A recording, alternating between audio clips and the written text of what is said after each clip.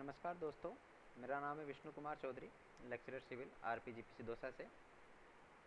हम लोगों ने पिछले चैप्टर में पढ़ा कि ट्रांसपोर्टेशन इंजीनियरिंग क्या होता है, मोड ऑफ द ट्रांसपोर्टेशन क्या होते हैं, ठीक है, और impact of transportation on social, economical, cultural development, ठीक है, वेरियस एस्पेक्ट उसके अपन ने पढ़े, ठीक है। अपना जो ट्रांसपोर्टेशन इंजीनियरिंग है CE 205, उसमें दो टॉपिक्स आते हैं, road transport and railway transport, highways and railways, ठीक है।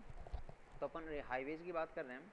तो characteristics of the road transport अपन देखेंगे आज कि roads are used by various type of road vehicles like passenger cars, buses, trucks, pedal cycles and animal drawn vehicles, ठीक है। तो रोड के जो कैरेक्टरिस्टिक्स है उसमें सबसे पहला था कि उसमें कौन से साधन यूज़ होते हैं, कौन से व्हीकल्स यूज़ होते हैं।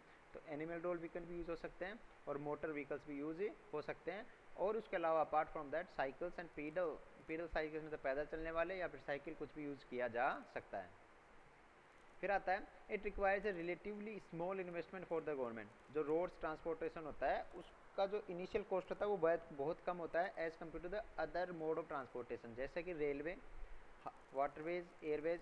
हम लोगों ने कल देखा था कि जैसे फॉर एग्जांपल आपको कोई व्हीकल खरीदना है तो जो मोटर व्हीकल आएगा, अगर मोटरसाइकिल की बात करेंगे अपन, तो वो आ जाता है आपको 40-50 हज़ार रुपये में, ठीक है।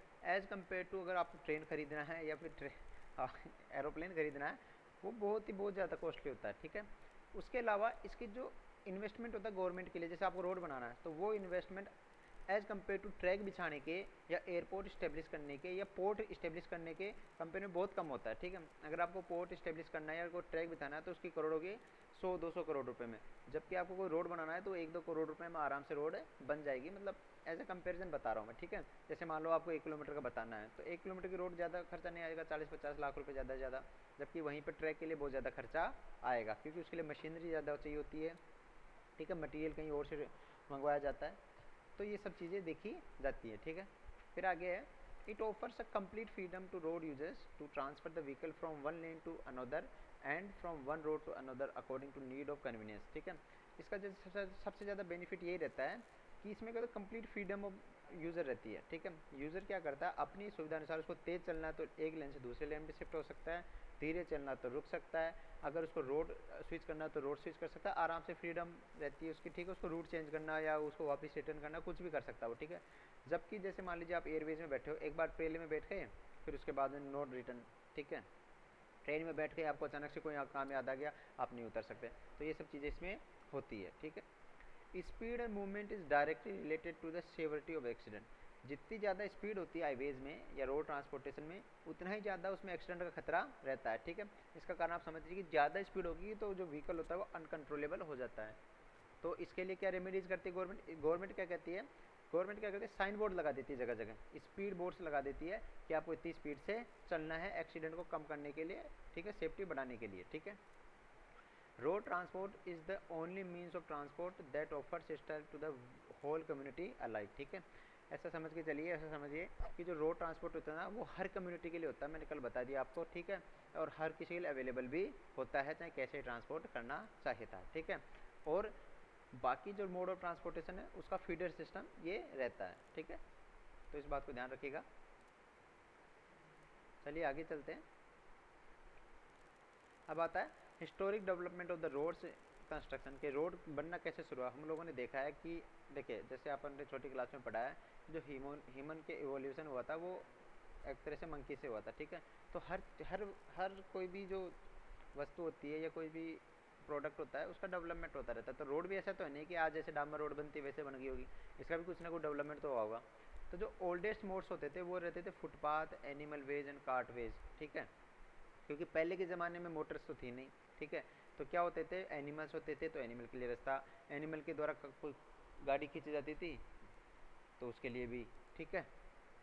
As civilization evolve the need of transportation increase, जैसे जैसे मानव सभ्यता बढ़ी तो ट्रांसपोर्टेशन की नीड होने लगी। क्या होता था, पहले आदि मानव रहते थे तो एक केव में रहते थे, उनको ज़रूरत नहीं पड़ती थी। फिर जैसे जैसे उन्होंने सोशलाइज करना किया एक दूसरे को, तो उनको एक जगह से दूसरी जगह जाने की आवश्यकता महसूस हुई, नीड महसूस हुई, ठीक है। तो वो जाना शुरू हुए, तो उसके लिए उनको क्या चाहिए होगा, वो अच्छे रास्ते चाहिए होते होंगे। तो फिर उन्होंने फुटपाथ बनाए, रास्ते बनाए।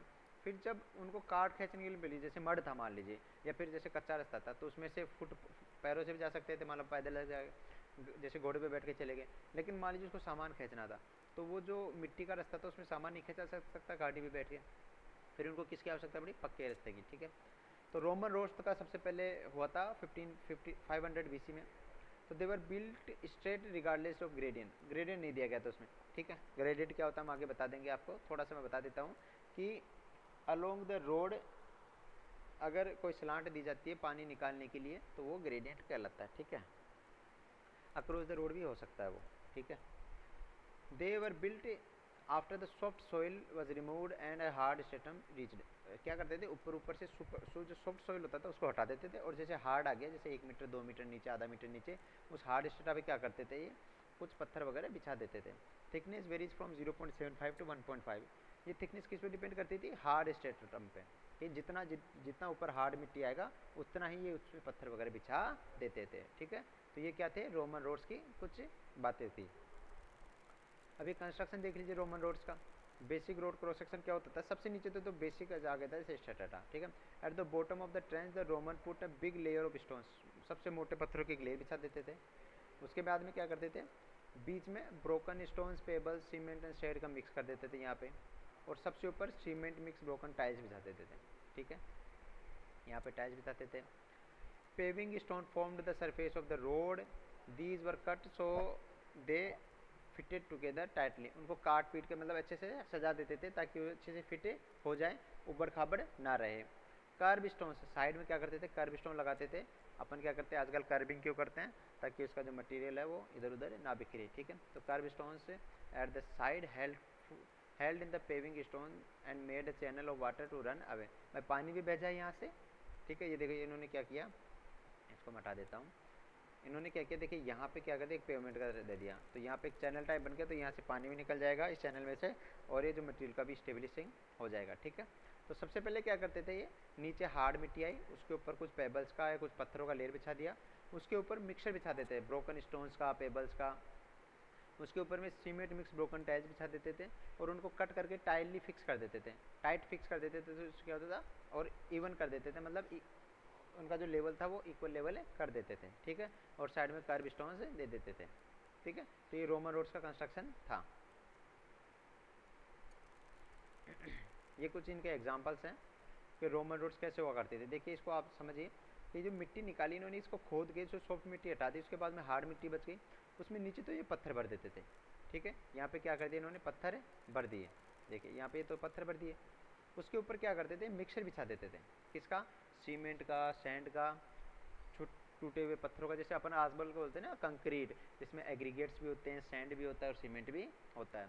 और उसके ऊपर क्या करते थे, टाइल्स वगैरह बिछा देते थे फिक्स करके। जैसे आज आपने देखा होगा जो सैंड टाइल्स आती है, सैंड ब्रिक्स वो सॉरी सीमेंट ब्रिक्स आती है, अपन फुटपाथ बिछाने के काम में लिया जाता है, तो वैसे ये रोड से बनाते थे। ये देखिए यहाँ पे ये पत्थर वगैरह बिछा देते थे। ठीक है, तो इसके कहते हैं हार्ड स्ट्रेटा था ये। ठीक है, आजकल की रोड ऐसी बनती है। ठीक है, मॉडर्न हाईवेज है ये। इसमें क्या करते हैं, देखिए हाईवे हो गया, इसको कैरियज वे बोला जाएगा। ये इसका शोल्डर हो गया इधर से। ठीक है, ये डिवाइडर हो गया। ठीक है, और डिवाइडर के बीच में जैसे ये हाईवे नीचे है, ये थोड़ा ऊपर है, तो इधर से इन्होंने क्या कर दिया, ड्रेनेज सिस्टम प्रोवाइड करवा दिया। ठीक है, चलिए ऐसा सिस्टम था, आगे चलते हैं।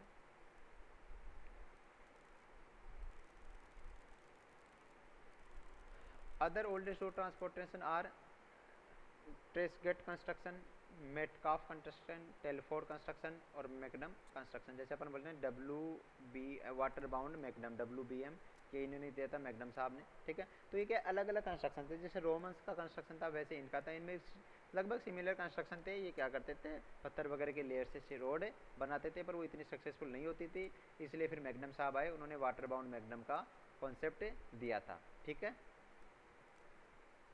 तो ये कोई ज़्यादा दिक्कत नहीं है। अब इंडियन रोड्स की बात करते हैं, क्योंकि अपन इंडिया में हैं तो इंडियंस की बात करेंगे।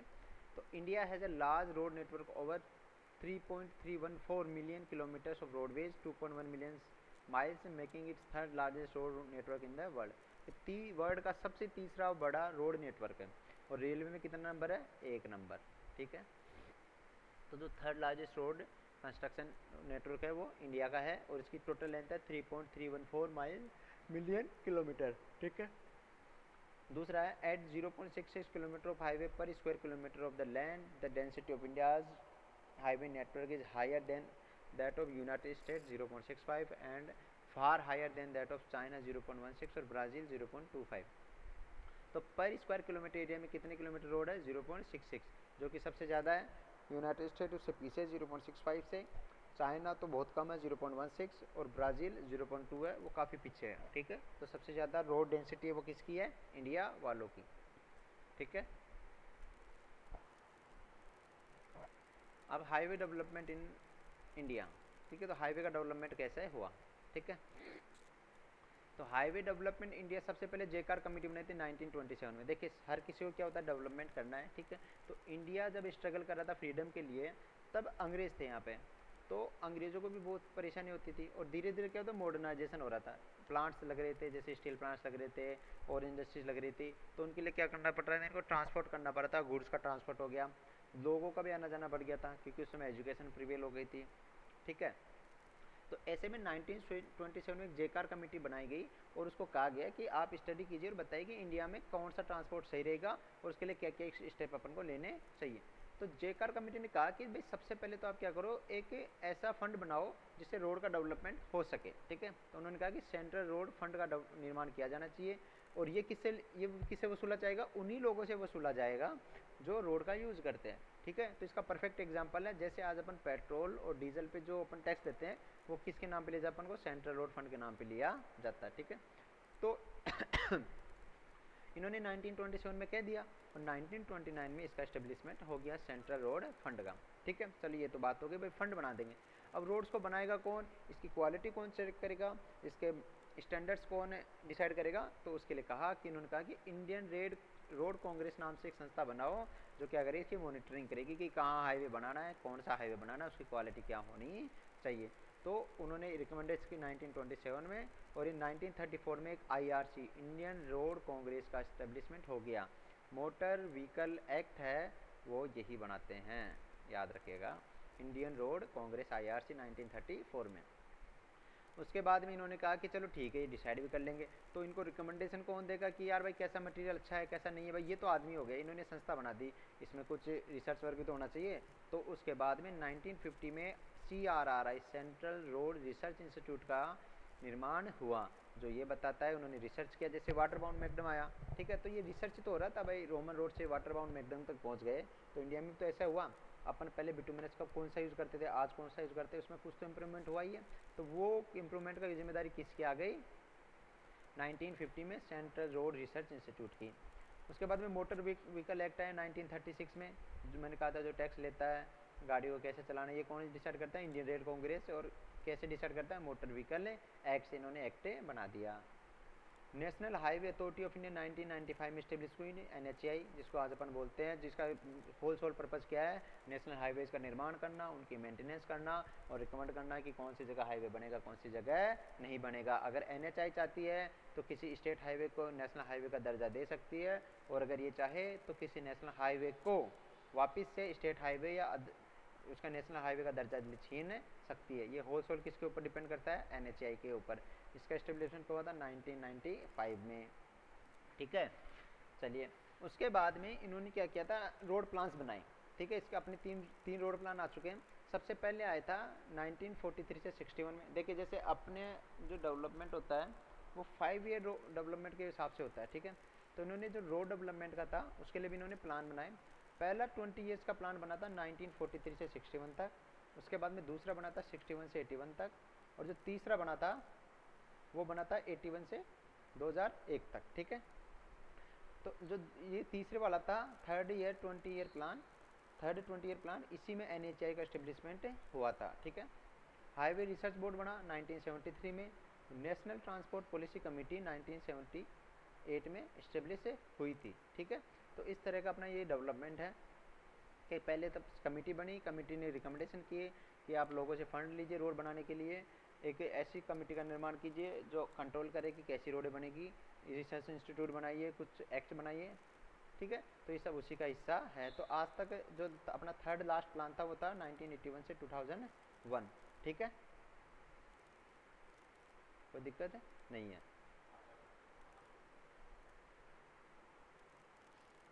ठीक है, तो तो ये इसका थोड़ा एलोबरेटेड है कि जेकार कमेटी ने क्या कहा था क्या नहीं कहा था, ये हम लोग अगले चैप्टर में पढ़ेंगे। ठीक है, थैंक यू।